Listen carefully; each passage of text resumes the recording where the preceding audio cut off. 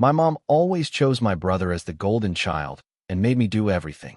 On my wedding day, she refused to come and went on a trip with him instead. Later, my grandparents told her something that changed everything. My earliest memory of feeling like an outsider goes back to when I was just 5 years old. Most kids that age don't pick up on subtle family dynamics. But when the favoritism is this blatant, even a kindergartner knows something's wrong. I can still picture my 6th birthday party, not because it was special, but because of how starkly it contrasted with Nathan's, just 2 months prior. For Nathan's birthday, Mom transformed our backyard into a miniature carnival. She spent weeks planning games, ordered a custom cake shaped like his favorite superhero, and invited what felt like his entire school. She even took the day off work to ensure everything was absolutely perfect, beaming with pride as she photographed every single moment. When my birthday rolled around, I got a store-bought cake and a small gathering with just our immediate family. Mom said she was too tired from work to do anything elaborate. Dad gave me an extra long hug that day, his whisper of, "I'm sorry I couldn't convince her to do more," a quiet admission of the imbalance. Even then, I didn't understand why my brother deserved a carnival, while I got the equivalent of a regular dinner with cake. School achievements followed the exact same pattern. Nathan struggled with reading, and Mom spent hours each night helping him. When he finally read a full book independently, she threw a celebration dinner and called our grandparents to brag. Me? When I skipped a grade in math, she merely nodded and said, "That's nice, Logan. Can you set the table for dinner?" It was a constant, crushing message. Mom never missed a single one of Nathan's soccer games. Rain or shine, she was there with her camera, cheering from the sidelines. But my debate competitions? She attended exactly 2. Throughout my entire middle and high school career, and during both, she spent most of the time checking her phone for updates from Nathan's coach. Christmas mornings were another painful reminder of where I stood. Nathan's side of the tree overflowed with packages, while mine held a few practical items. One year, when I was 8, I got new school clothes and books. Nathan? He unwrapped the expensive gaming system he'd been asking for. When I asked Dad why Santa brought Nathan more presents, he awkwardly explained that Santa knows different kids need different things. I learned early that what I needed was to expect less.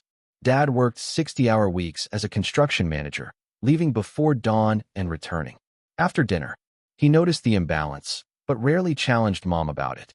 The few times I overheard him questioning her, she'd shut him down quickly. "You don't understand what Nathan needs. He's more sensitive. Logan is self-sufficient." Dad would sigh and retreat, choosing peace over confrontation. The first major incident that truly crystallized this dynamic happened when I was 10. After months of work, I qualified for the regional science competition with my project on renewable energy. The event was on a Saturday morning, and I'd been talking about it for weeks. Dad had even promised to take time off work to attend. The night before, Nathan came home, announcing an unscheduled soccer practice the next morning. Without hesitation, Mom declared she would take him. "But what about my science competition?" I reminded her, my voice small. She looked annoyed. "Logan, you know how important soccer is for Nathan's college applications. Your dad will go to your thing." "But Dad has to work," I pleaded. "He rescheduled his shift, but they called him in." "Well, you're smart enough to handle it yourself," she replied dismissively. "Nathan needs support with his athletics." I went to that competition alone, taking the bus across town. My project won first place. When I came home, trophy in hand, Mom and Nathan weren't there. Dad arrived later, exhausted but wanting to see my award. He took me for ice cream and apologized repeatedly for missing it. I told him it was okay, but we both knew it wasn't. Through all this, my grandmother, Jean, was my sanctuary. Mom's own mother saw the disparity and tried to compensate in small ways. She never missed my events, brought me special treats just because, and made sure I knew I was valued. "You're an extraordinary boy, Logan," she would tell me. "Some people just can't see the gifts right in front of them." I developed coping mechanisms early. Books became my escape, and I learned to solve problems independently, since asking for help usually resulted in being told to figure it out yourself. I became fiercely self-reliant, taking pride in needing nothing from the mother who offered. Little. The confusion was the hardest part. I constantly questioned what I had done wrong, why I wasn't lovable enough. I tried being more like Nathan, then tried differentiating myself. Completely. Nothing changed her behavior. By 12, I stopped trying to win her approval and instead focused on building a life that would eventually allow me to escape. Despite everything, I excelled academically. If I couldn't have my mother's attention through normal channels, perhaps extraordinary achievement would do it. This determination would shape my approach to schoolwork and relationships for years to come. By 13, the division of labor in our household had become absurd. While Nathan focused on being a teenager and pursuing his mediocre athletic career, I had essentially become a third parent. My daily routine started at 5:30 each morning, preparing breakfast for everyone, packing lunches, and ensuring Nathan had everything ready for school and his after-school activities. "Logan, did you wash Nathan's uniform for today's game?" became Mom's regular morning greeting, not "good morning" or "how did you sleep?" If I ever forgot a task related to Nathan's needs, the disapproval was swift and cutting. Yet Nathan forgetting his own responsibilities was met with understanding and excuses. "He has so much pressure with sports and school," Mom would explain, as if I somehow existed in a pressure-free vacuum. Despite taking all advanced placement courses and managing half the household, the chore distribution defied any sense of fairness. My weekly responsibilities included all laundry, kitchen cleanup after dinner, lawn maintenance, grocery shopping with Mom, and helping Nathan with his homework. Nathan's only regular chore was taking out the trash, which he frequently forgot, leaving me to handle it anyway. One particular incident still haunts me. When I was 15, I developed a severe case of the flu with a fever of 103 degrees. Instead of being allowed to rest, Mom insisted I still needed to help Nathan prepare for his history exam the next day. "I know you feel bad, but Nathan really needs to pass this test," she said, placing a box of tissues and a bottle of fever reducer next to me at the kitchen table. I spent 3 hours quizzing a disinterested Nathan, fighting chills and nausea. The next day, while I remained sick in bed, Mom took Nathan out for ice cream to celebrate how hard he studied. Despite being only 2 years older than Nathan, I became his de facto caretaker. I taught him to drive, helped him navigate his first breakup, and even covered for him when he broke curfew. The irony was that while Mom claimed Nathan needed more support because he was sensitive, I was the one he came to with his real problems, knowing I would actually help rather than simply cuddle him. Thanksgiving during my junior year perfectly encapsulated our family dynamic. I spent 2 days preparing the entire meal while Mom supervised, pointing out every minor flaw. When the family gathered, she proudly announced, "Nathan helped so much with the meal this year." His contribution? Setting the table the wrong way, which I quietly fixed when no one was looking. During the meal, the conversation centered entirely around Nathan's recent selection as team captain for his high school soccer team. My news that I had been named a National Merit Scholar finalist warranted a brief, "That's nice, dear," before Mom steered the conversation back to Nathan's accomplishments. Despite the lack of support at home, I threw myself into academics. I joined every academic club, partly for college applications, but mostly to have legitimate reasons to stay away from home. I maintained a perfect 4.0 GPA while taking the most challenging courses offered. My teachers became the supportive adults I lacked at home, writing glowing recommendation letters and encouraging me to apply to top universities. The college application process highlighted the disparities once again. I researched schools, wrote essays, completed financial aid forms, and managed application deadlines entirely on my own. Meanwhile, Mom took days off work to visit colleges with Nathan, even though he was still a sophomore and not yet applying. When acceptance letters began arriving my senior year, I experienced a mixture of triumph and vindication. I received a full academic scholarship to Cornell University, over 2,000 miles from home. The distance was a significant part of the appeal. Mom's reaction to my scholarship news was telling. "Cornell is so far away. You know, State University has a good program, too, and Nathan could join you there in 2 years." The suggestion that I should base my college decision on proximity to Nathan sparked our First serious confrontation about her favoritism. Why would I choose a school based on Nathan? I asked, my voice rising. This is my future, not his. Family should stick together, she replied. Nathan will need guidance in college. He's had 16 years of guidance. Maybe it's time he learned to handle things himself, like I've had to do. Her face hardened. That's just selfish, Logan. You've always been jealous of the special attention Nathan needs. Special attention? Is that what we're calling blatant favoritism now? You see, this is exactly why. Nathan needs more support. He doesn't lash out with anger and jealousy like you do. This circular logic was impossible to combat. Any protest about unfair treatment was transformed into evidence of why the unfair treatment was necessary. Classic gaslighting, though. I didn't have the terminology for it then. The argument ended with Mom storming off and avoiding me for days. Dad tried to mediate, suggesting Mom was just worried about me being so far from home, but we both knew the real issue. That spring, I made my decision. Cornell had offered me everything I wanted: academic excellence, financial support, and most importantly, distance from the family dynamic that had diminished me for years. When I mailed my acceptance, I felt the first real sense of freedom I'd ever known. Arriving at Cornell was like stepping into another dimension. Suddenly, I existed in a world where no one compared me to Nathan, where my achievements were valued on their own merit, and where I could define myself outside the role of family caretaker and second-best son. The initial adjustment was jarring. I kept waiting for someone to tell me what chores needed doing or how I had disappointed them. When my roommate thanked me for simple courtesies like keeping our shared space tidy, I hardly knew how to respond. Positive reinforcement was an alien concept. Gradually, I discovered what genuine friendships felt like. My study group in Introduction to Engineering became my first real peer circle.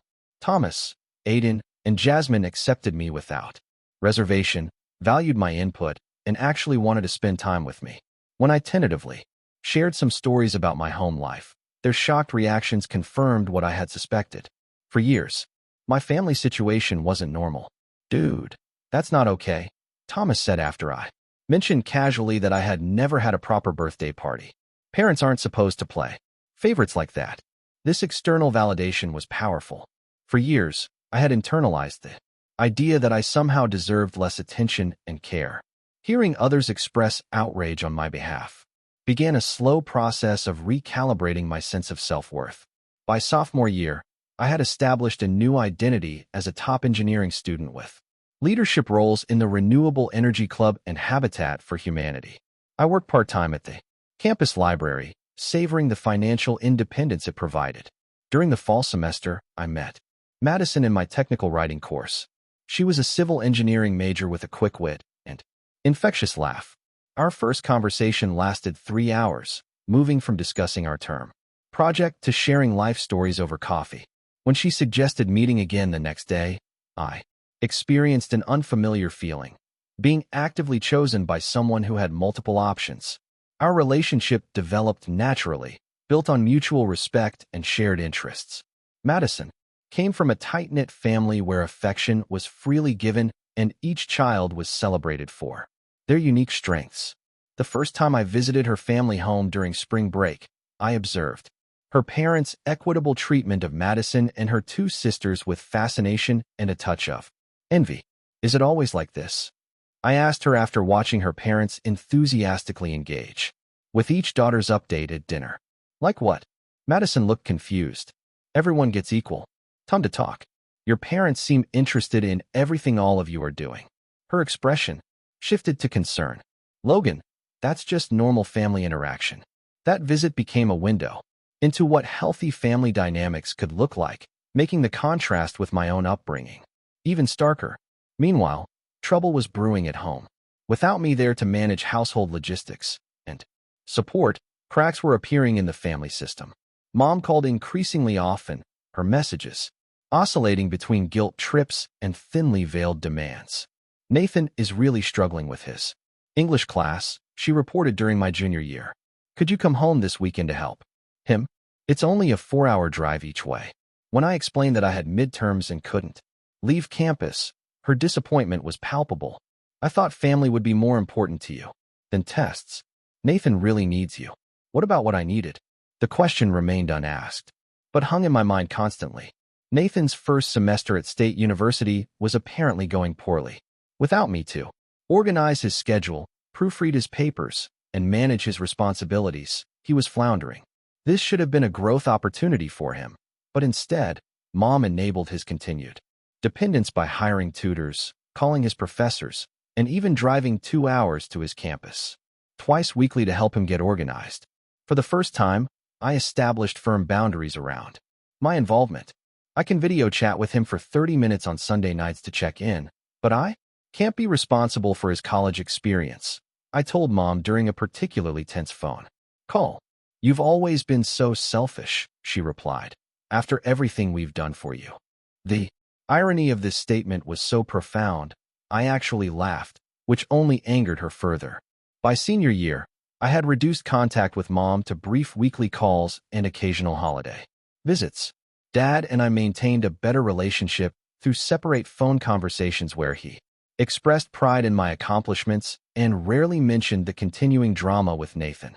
Graduation day arrived in May, bringing a mix of triumph and tension. I would be receiving my degree with honors, having finished in the top 5% of my class.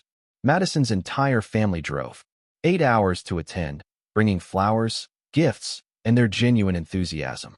From my family, only Dad and Grandmother Jean made the trip. Mom had texted 3 days before.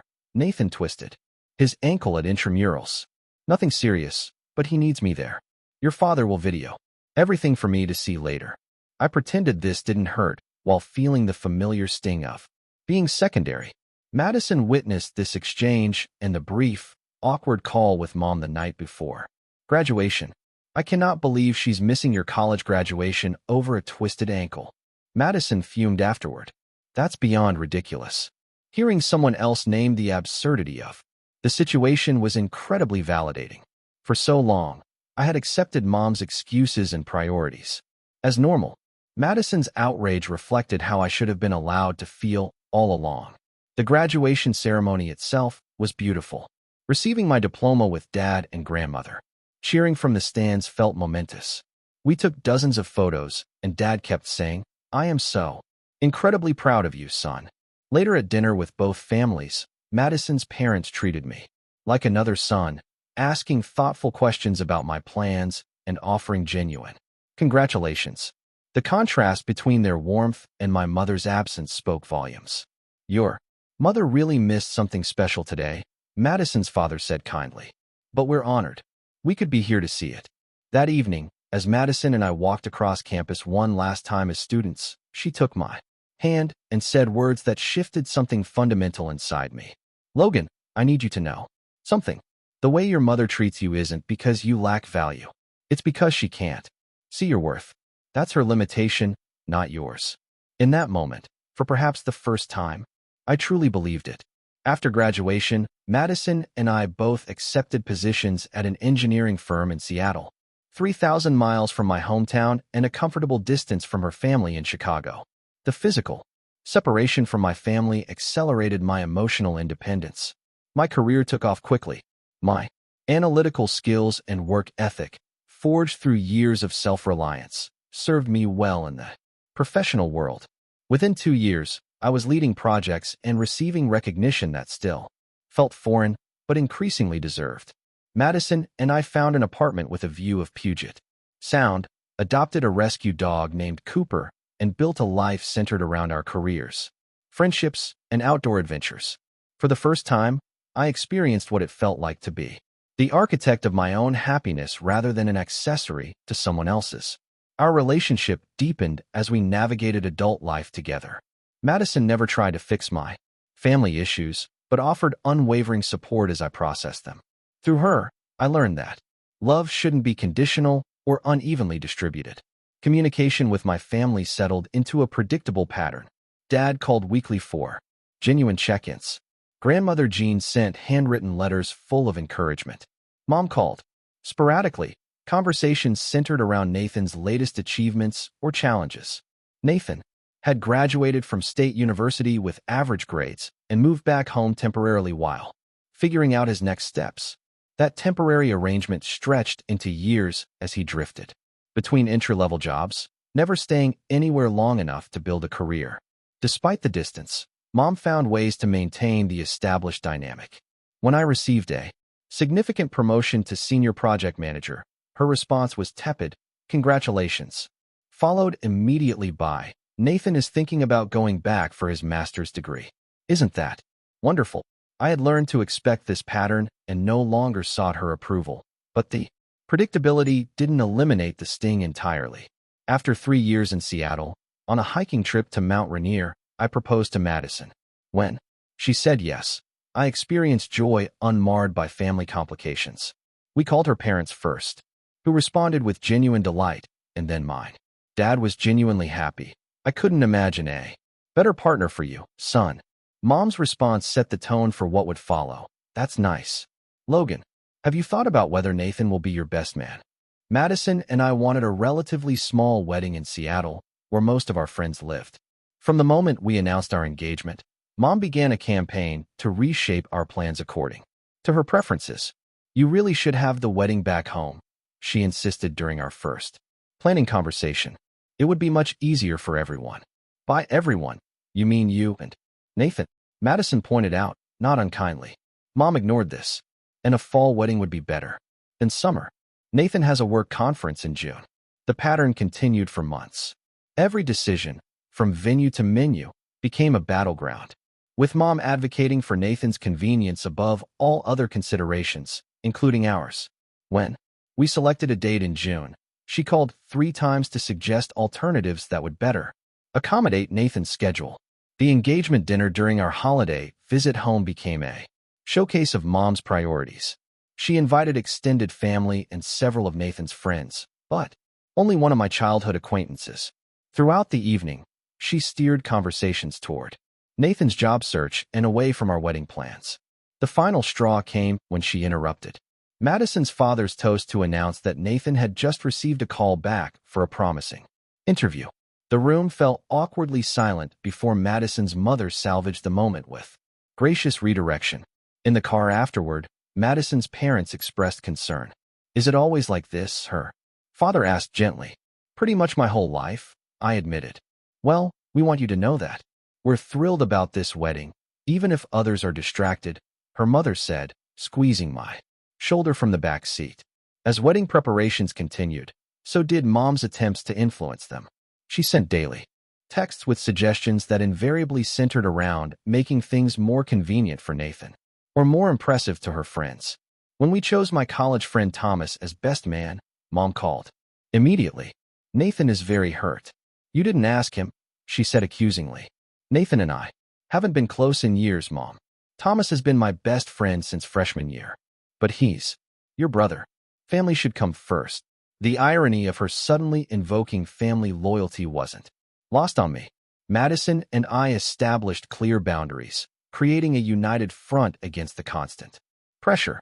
We limited wedding planning calls to once weekly, made decisions independently, and responded to manipulation attempts with calm but firm refusals. This approach worked until the final weeks before the wedding. Mom had reluctantly agreed to attend but continued pushing for last-minute changes. Then, 4 weeks before the ceremony, she called with news that felt like a physical blow. "Logan, I wanted to let you know that Nathan and I won't be able to attend the wedding after all," she said, her tone casual, as if canceling lunch plans. An amazing opportunity came up for a mother-son Caribbean cruise that same week. It was a limited-time offer we couldn't pass up. The world seemed to stop. Despite years of disappointments, I never truly believed she would miss my wedding day. "You're choosing a vacation over my wedding?" I asked, my voice hollow. "Don't be dramatic. We didn't choose anything. This opportunity just happened to fall on the same dates, and you know how much Nathan has been wanting to travel after his job disappointment. We set this date 8 months ago, Mom." "Well, you chose a date that was already difficult for Nathan, and now this came up. I'm sure you'll have lovely pictures we can see afterward." After hanging up, I sat motionless for nearly an hour until Madison came home. When I told her, her initial shock gave way to quiet fury. "This is beyond unacceptable," she said, holding me as reality sank in. I'm so sorry, Logan.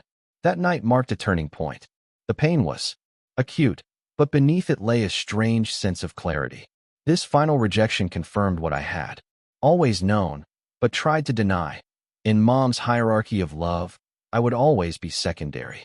June 12th dawned clear and perfect in Seattle. From our hotel suite overlooking the bay, the Olympic Mountains stood crisp against the horizon, promising the outdoor ceremony we had hoped for. Despite the beauty, I woke with a knot of complex emotions. Joy about marrying Madison mixed with the undeniable ache of my mother's deliberate absence. Madison's hotel room bustled with activity, her sisters helping with hair and makeup, her mother adjusting the veil, laughter, and happy tears flowing freely. In contrast, my preparation was quieter. Thomas arrived early, bringing coffee and steady friendship. "How are you holding up?" he asked, straightening my tie. "Focusing on what I have today, not what's missing," I replied, the mantra I'd been repeating since Mom's announcement. Dad arrived, looking uncomfortable in his new suit, but determined to be fully present. He hugged me fiercely, whispering, "I'm proud of you, son. Today and always." Grandmother Jean, now 83, came next, elegant in blue silk. She pressed something into my hand. A vintage pocket watch. "This was your grandfather's," she said. "A man who knew your worth from the day you were born." The gesture nearly broke my composure. This tangible connection to a family heritage I hadn't expected to receive. As ceremony time approached, I walked to the venue garden where rows of white chairs faced an arch overlooking the water. My eyes couldn't help scanning the seating, noting the empty spaces. In the front row where Mom and Nathan should have been, Dad noticed my gaze and squeezed my shoulder. "Let's focus on who chose to be here," he said gently. The ceremony itself became a blur of emotion. Madison appeared at the garden entrance, radiant in white, and everything else faded. Her smile as she walked toward me contained all the genuine love and appreciation I had spent years believing I didn't deserve. Our vows, written personally, spoke of building the family we chose rather than the one we were born into.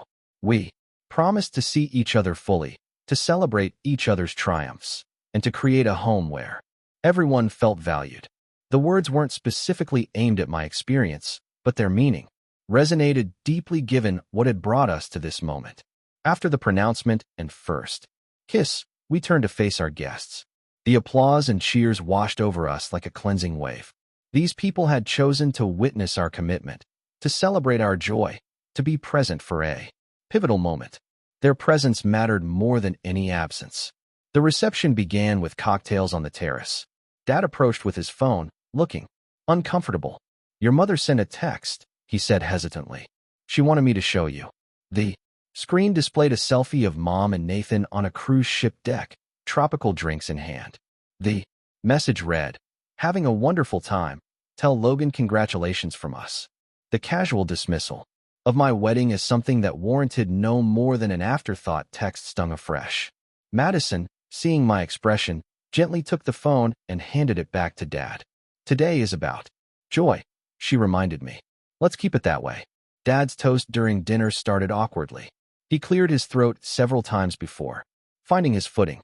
"Logan has always been the steady one, the responsible one," he began. "For too long, I allowed that strength to be taken for granted rather than celebrated. Today I want to celebrate it properly." His voice cracked slightly. "Madison, you've chosen an extraordinary man who understands that love should lift people up, not diminish them. I wish you both the happiness you so richly deserve." The simplicity and sincerity of his words meant everything. Grandmother Jean followed with her own toast, her voice frail but determined.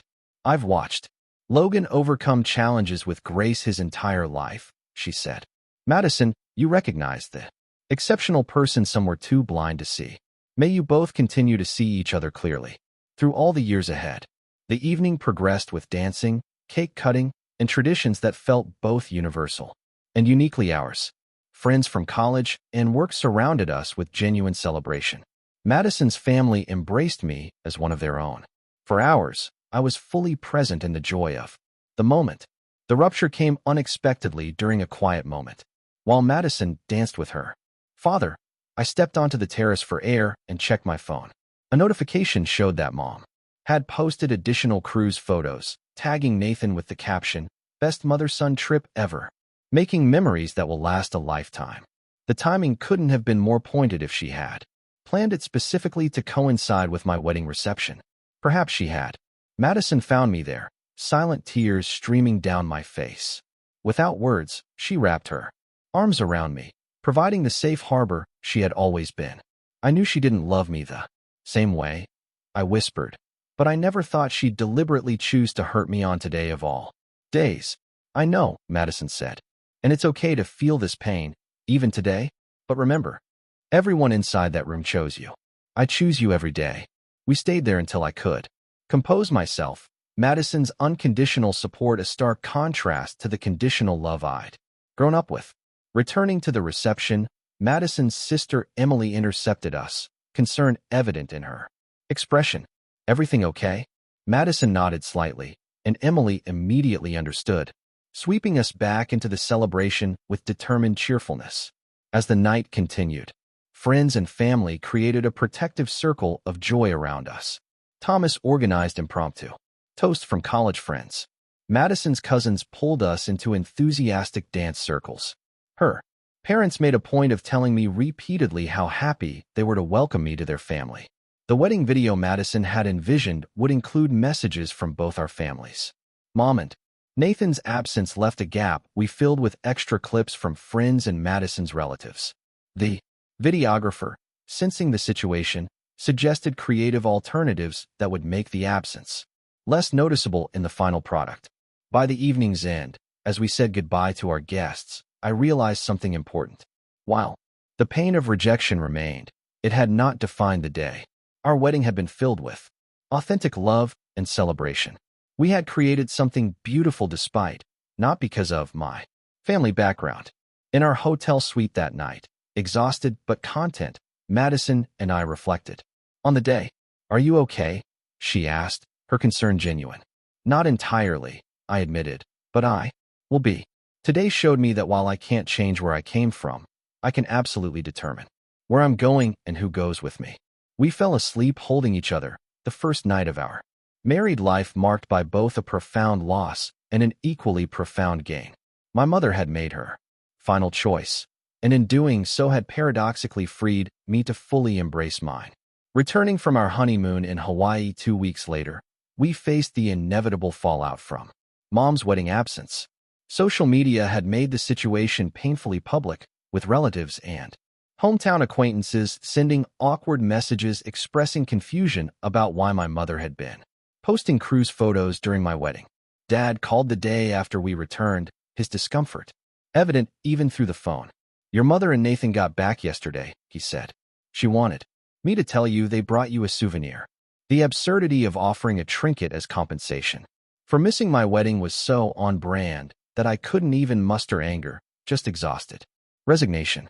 "Dad, I need some time before I talk to Mom again," I said. His sigh carried years of similar conversations. "I understand. For what it's worth," he added. I told her she made a terrible mistake. We've been arguing about it since they got back. This small stand represented progress for Dad, who had spent decades avoiding confrontation with Mom. I thanked him for understanding and changed the subject to his work project, safer territory for us both. Nathan texted a few days later, as if nothing unusual had happened. "Hey bro, how was the wedding? Mom and I had an awesome time in the Bahamas. Got you guys a cool shell thing." His obliviousness felt almost impressive in its completeness. Whether he genuinely didn't understand the significance of choosing a vacation over his brother's wedding or had so thoroughly absorbed Mom's narrative that he saw nothing wrong with it, the result was the same. I left the message unanswered. Madison suggested I consider therapy to process the wedding situation and the broader family patterns. "Not because there's anything wrong with you," she clarified, "but because you deserve support unpacking all this." I found a therapist specializing in family trauma, Dr. Abrams, whose gentle insights helped me contextualize my experiences. During one particularly illuminating session, she introduced the concept of the golden child scapegoat dynamic in dysfunctional families. "What you're describing is actually a recognized pattern," she explained. It's not about you or your brother as individuals, but about your mother's psychological needs being played out through her children.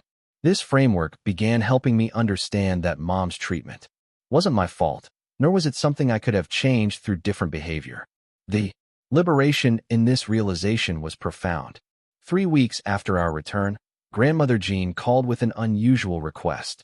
"Logan, your grandfather and I would like to have dinner with you and Madison, just the 4 of us at our house. There's something important we need to discuss." The seriousness in her normally cheerful voice caught my attention immediately. "Is everything okay, Grandma? Are you both healthy?" "We're fine, dear. This is about something else entirely. Something we should have told you long ago." The cryptic response left me unsettled, but I trusted my grandmother implicitly. We arranged dinner for the following Saturday at their home, 30 minutes outside Seattle, where they had relocated 5 years earlier to be near their youngest daughter, my Aunt Patricia. Grandmother Jean had prepared her famous pot roast, but the usual warm welcome felt underlaid with tension. Grandfather Robert, normally jovial, seemed solemn. We made small talk through the main course, but as grandmother served apple pie, she set down her fork and exchanged a significant look with grandfather. "Logan, there's something you need to know about your family," she began. "Something that may help explain some of the dynamics you've experienced your whole life." Grandfather picked up the thread. "We've debated for years whether to tell you this. Your wedding situation finally convinced us you deserve the truth." My stomach tightened with apprehension. Madison reached for my hand under the table. "Nathan isn't your father's biological son," grandmother said simply. "He's your mother's child from a relationship she had before she met your father." The world seemed to tilt sideways. This information contradicted everything I had understood about our family structure. "But Nathan is 2 years younger than me," I said, confused. "And we've always celebrated his birthday as coming after mine." Grandmother nodded sadly. "Nathan was born when your mother was 19, before she met your father. She initially left him with her cousin to raise while she went to college. When she married your father a year later and became pregnant with you, they decided to bring Nathan into the household when he was 3, after you were born. They adjusted his age and birthday to create the narrative that you were both your father's children, born in the expected order," grandfather added. "Your father legally adopted Nathan and has always treated him as his own." My mind raced, reconstructing my childhood through this new lens. But why would that make her favor him so obviously? Grandmother hesitated, then continued gently. "There's more to it, dear. You are not your mother's biological child. Your father was briefly married before he met your mother. His first wife became pregnant, but they divorced before you were born. When your father met your mother, you were just a few months old." The revelation landed like a physical blow. "So, I'm not biologically related to Mom at all?" "No, sweetheart. Your mother agreed to raise you when she married your father, but she never connected with you the way she did with Nathan. Your father insisted on treating both boys equally, but your mother always saw Nathan as her real child and you as her obligation." Tears filled grandmother's eyes. "We should have told you sooner or intervened more strongly. We watched her favor Nathan year after year, but your father begged us not to disrupt the family narrative. He feared it would hurt you more to know."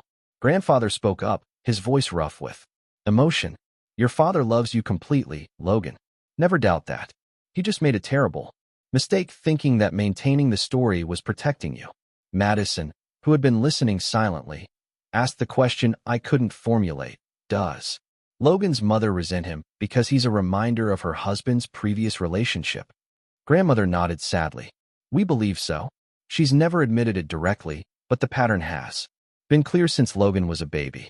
She could never see past the circumstance of his birth to love the wonderful boy and man he became." The room fell silent as I processed this revelation.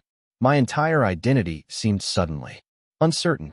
The family narrative I had accepted, despite its painful implications about my worth, had been a fabrication.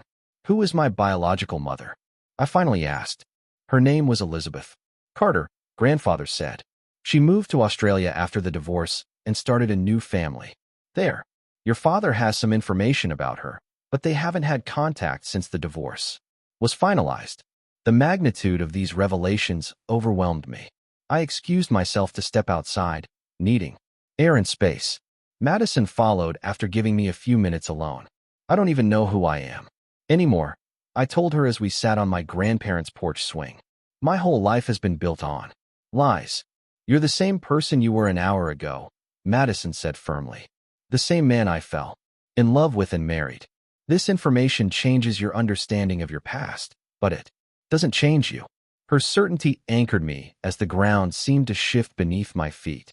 Back inside, my grandparents provided answers to my many questions.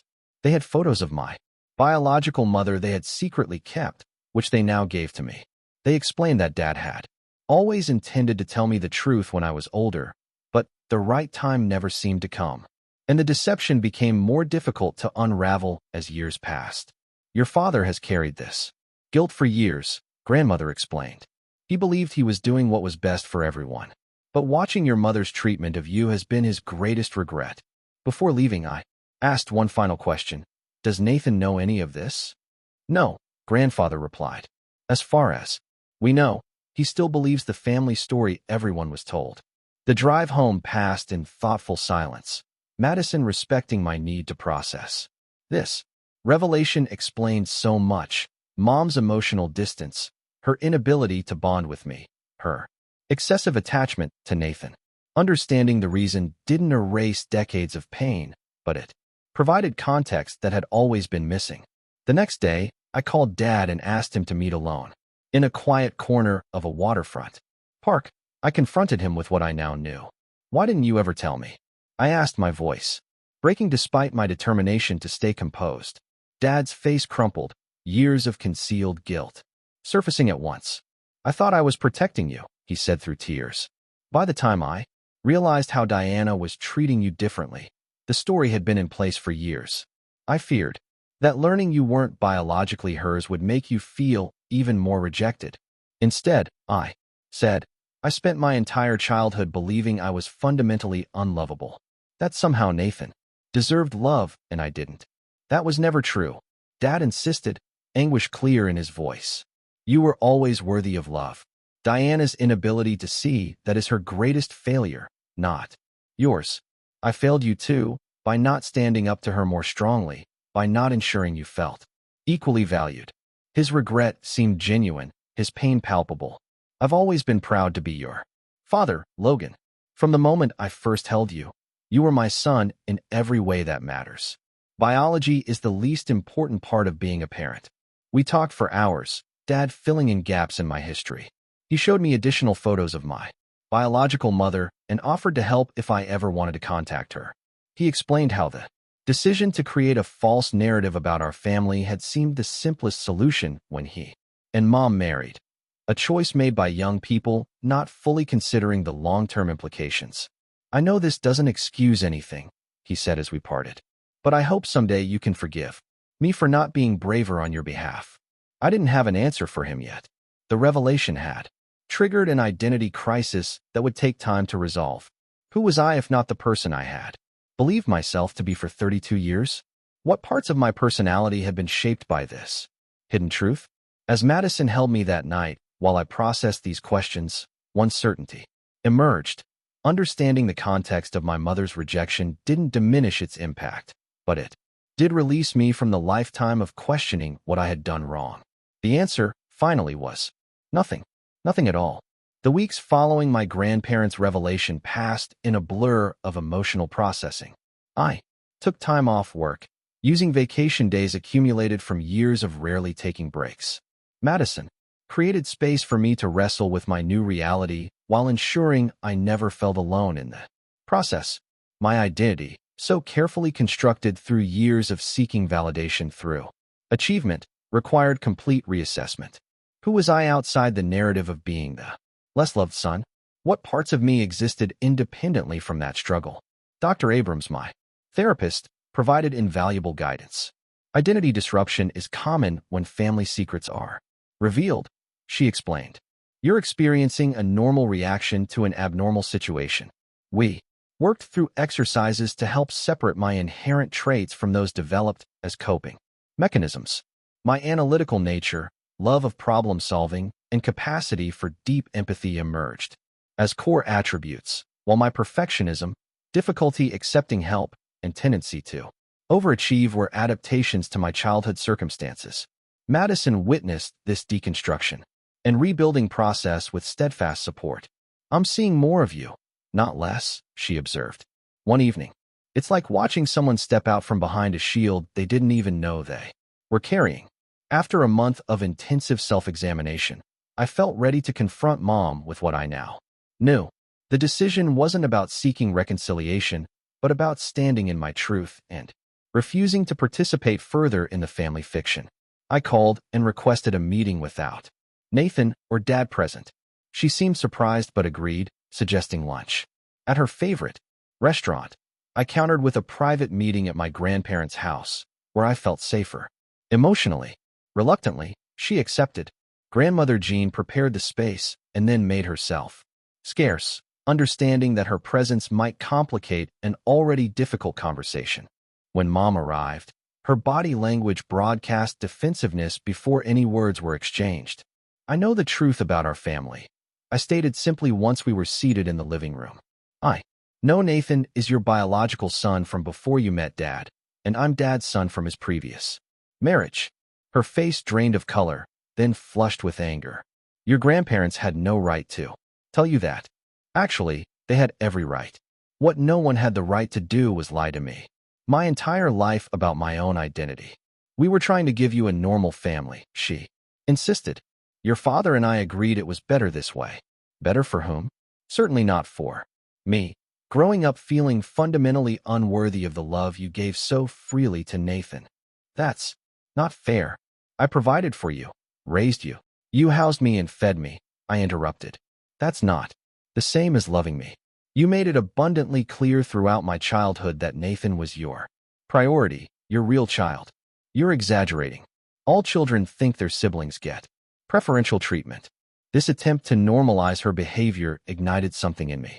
Calmly but firmly, I recounted specific incidents, birthdays, ignored achievements, the dismissed science competition I attended alone, culminating in her choice to vacation rather than attend my wedding.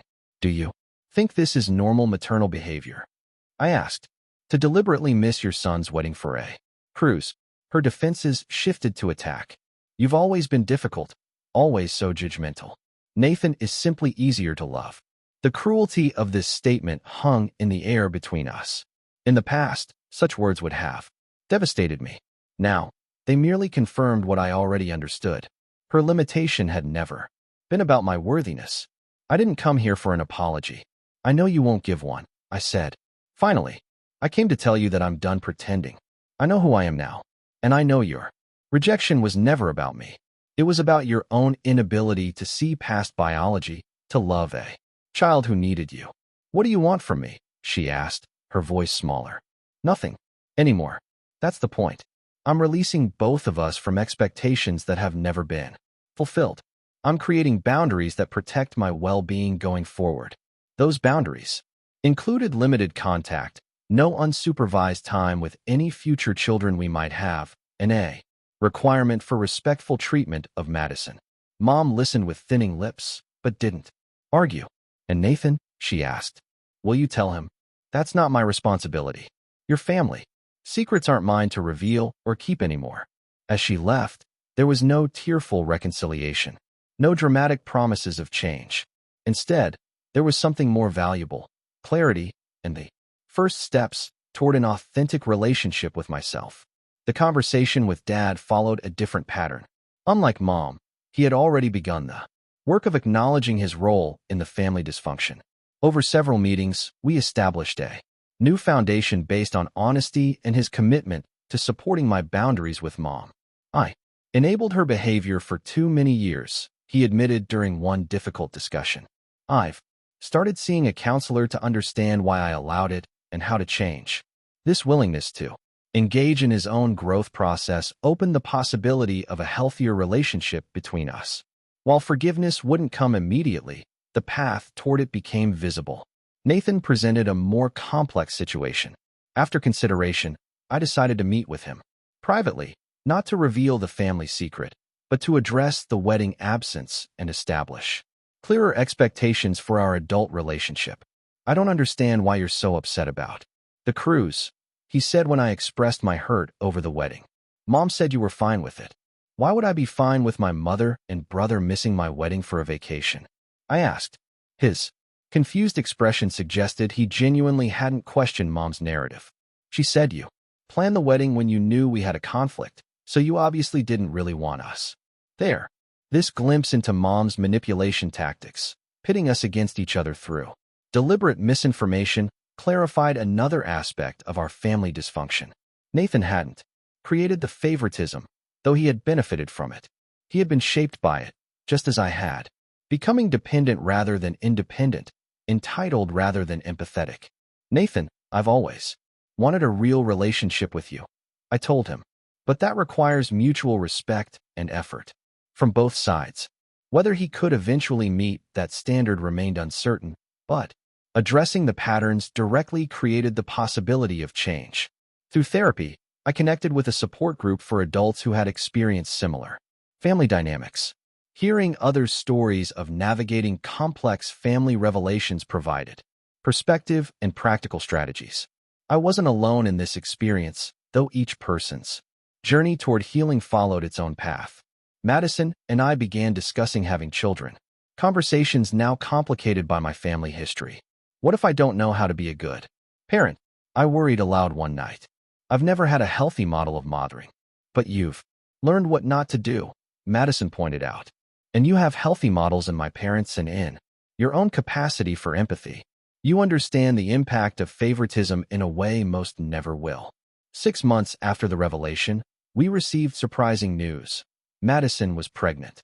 The joy of impending parenthood mixed with renewed determination to create a different family experience than the one I had known. We decided to limit Mom's involvement with our child, establishing clear boundaries from the beginning. She would be allowed supervised visits, but not the unrestricted access grandparents typically expect. Dad, who had continued his own growth work, would have a more significant role. The first holiday season under these new arrangements tested everyone's commitment to the changed family dynamic. Mom made several attempts to bypass our boundaries, suggesting private outings with the baby and making comments about how she'd do things differently with a grandchild. Each attempt met with calm but unwavering reinforcement of our decisions. This isn't punishment, I explained when she complained. It's protection for our child and for myself. By spring, with Madison's pregnancy progressing and our new family taking shape, I found myself reflecting on the journey from confused child to self-aware adult. The path had been painful but necessary, leading to a place of authenticity I couldn't have imagined growing up. In May, we welcomed our daughter, Elise Jean, named partly for my grandmother, who had the courage to break the cycle of secrets. Holding her, I made a silent promise. She would never question her place in our hearts, never wonder if she was loved conditionally, never compare herself to siblings and find herself wanting. Conclusion: the most profound realization came gradually. Becoming a parent myself helped me finally understand that my mother's inability to love me wasn't about my worthiness, but about her limitations. The knowledge didn't erase the pain of those years, but it placed it in a context that allowed for healing. The truest form of forgiveness, Dr. Abrams had told me, isn't about forgetting or excusing harm. It's about freeing yourself from being controlled by it. I will never forget the pain of being the less favored child, the one whose achievements went uncelebrated, whose wedding day wasn't deemed important enough to attend. But those experiences no longer define me. They are chapters in my story, not the whole book. Creating a family based on equal love and appreciation has become my life's most meaningful work. Breaking the cycle of favoritism ends with me. My daughter and any future children will grow up secure in the knowledge that they are valued completely, not for what they achieve or how convenient their needs are, but simply for who they are. If any part of my story resonated with you, I hope you'll share your thoughts in the comments below. Have you experienced family favoritism or discovered family secrets that changed how you see yourself? How did you navigate those challenging waters? Your story might help someone else feel less alone in their journey. Remember, the family we create can be healthier than the one we were born into. And understanding our past doesn't mean being defined by it. Wishing you healing. and genuine connections in your own life.